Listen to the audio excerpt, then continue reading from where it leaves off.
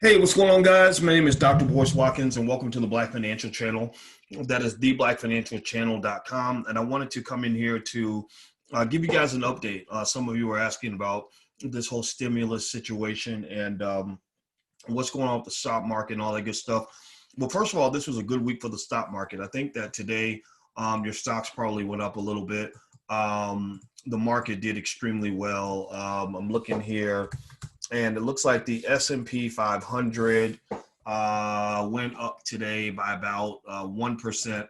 The last 5 days it's gone up a lot. It's gone up from 33.67 at the start of the week up to about 34.77. So that's really, really good.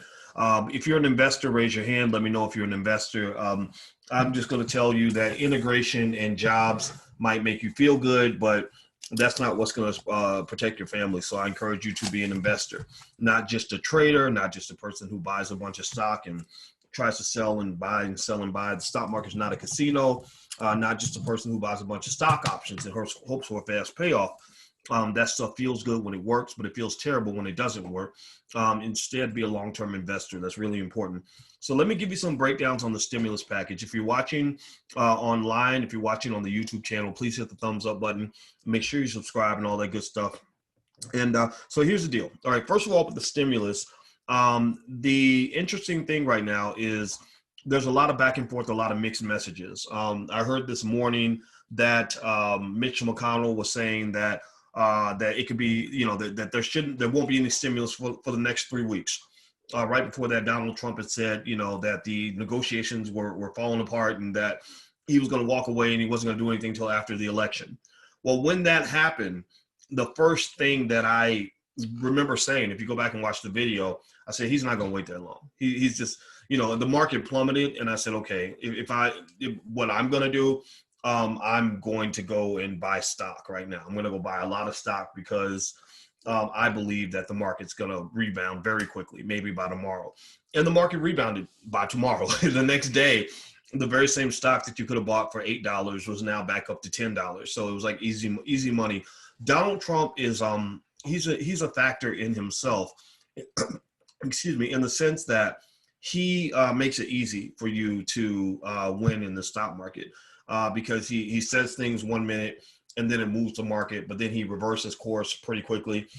He's a negotiator. So basically, in the spirit of negotiation, he says, there won't be any stimulus. And then overnight, he's literally tweeting that he's ready to sign a package. If they send out $1,200 payments, he said, I'll sign that. If they want to help the airlines, he said, I'll sign that. If they want to help give out small business loans, I'll sign that. So what he was basically saying is that I want a smaller, more targeted package, and the Democrats want something bigger, more comprehensive. Well, that's not necessarily going to fly because there's a lot more to pay for than just airlines and small business loans and $1,200 stimulus checks. You have a lot of money that needs to go to healthcare. A lot of the states need to be bailed out. A lot of states are in bad shape because of all the shutdowns. That's kind of a paradox that I think that the Democratic Party created for themselves, is they were all about the shutdown. But the problem is now these states are going bankrupt. These cities are going bankrupt because of the shutdowns. And so there's a battle right now over who's going to bail them out. So I think Trump's using that kind of as a bargaining chip.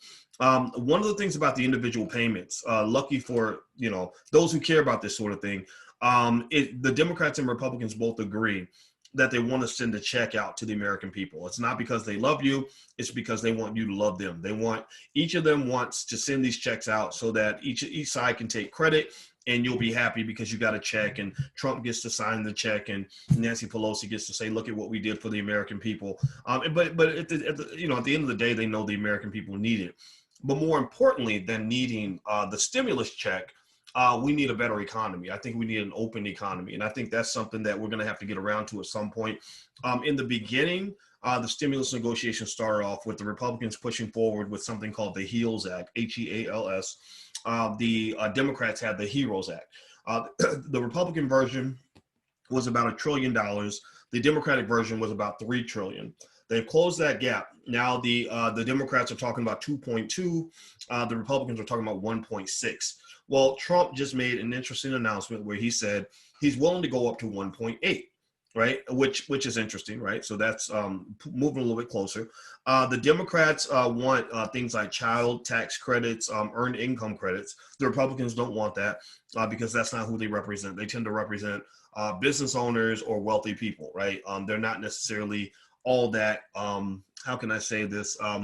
They're not all that concerned with what working families need, right? Which is something to know traditionally about both parties.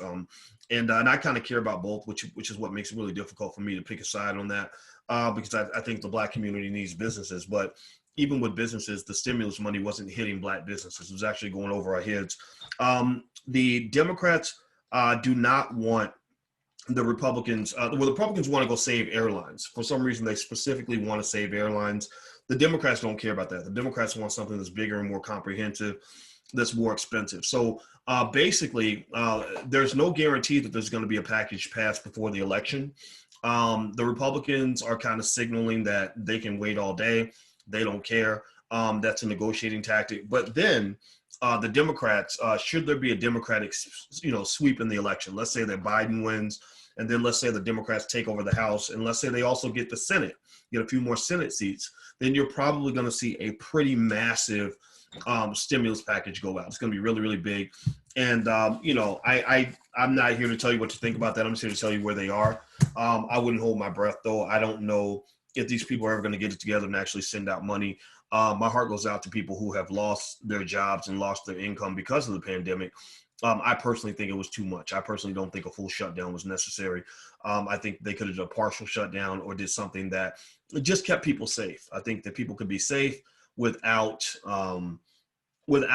killing people's lives, because now what's happening is you're starting to see all the other effects of the pandemic. I know therapists whose offices are overflowed because they have so many young people that are suicidal and depressed, and the domestic violence is out of control. People are getting evicted. So I kind of think they need to consider all the effects of the pandemic, not just the virus itself. Are you investing in Bronzeville? I actually own some property in Chicago. Bronzeville is actually an area that I am going to invest in, though, because Bronzeville is up and coming. And I am going to buy some property in Bronzeville.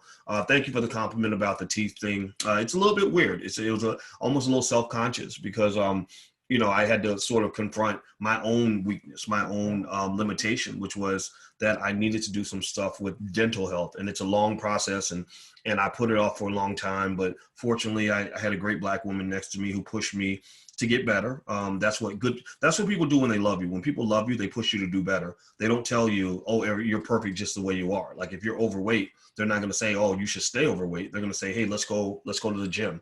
Right. And that's the kind of person I'm choosing to marry, because I wanted a woman who was going to challenge me, at the same time support me, let me know, hey, you're great the way you are, but here's how you can do better. And I think that's important because I grew up with accountability, and I think accountability is very limited in our society. A lot of people, unfortunately, they're trained to kind of feel like victims or feel sorry for themselves or feel powerless. Like, oh, there's nothing I can do. I'm in this bad situation. There's nothing I can do. I wasn't raised that way. I was raised to believe that your choices play a huge part in where you end up. So, so right now you're talking to a guy who's talking a little bit like Elmer Fudd because he's getting used to some of the dental work. I'm trying to learn where to put my tongue when I talk. That's why sometimes if I sound like I'm saying suffering fuckatash, it's because when I put my tongue where it used to go, it makes me sound crazy. So please be patient with me. God is not through with me yet. And my goal is to be a better Black man by the time all this is done. So anyway, guys, I'm out of here. Do me a favor, hit the thumbs up button, share and subscribe button if you haven't done it yet. Also, if you want a free e-copy of my book, It Takes a Village to Raise the Bar, you can go to allblackeconomics.com. That's allblackeconomics.com. And the Powernomics Masterclass starts on the 15th. That is powernomicsmasterclass.com with Dr. Claude Anderson, powernomicsmasterclass.com. Oh, she said I look handsome. You better quit lying, girl, in here flirting. Don't be flirting in the chat. What you doing? What you doing? At least you're going to get you. Anyway, y'all take care, and thank you for hanging out with me, and I'll see you soon. Bye-bye.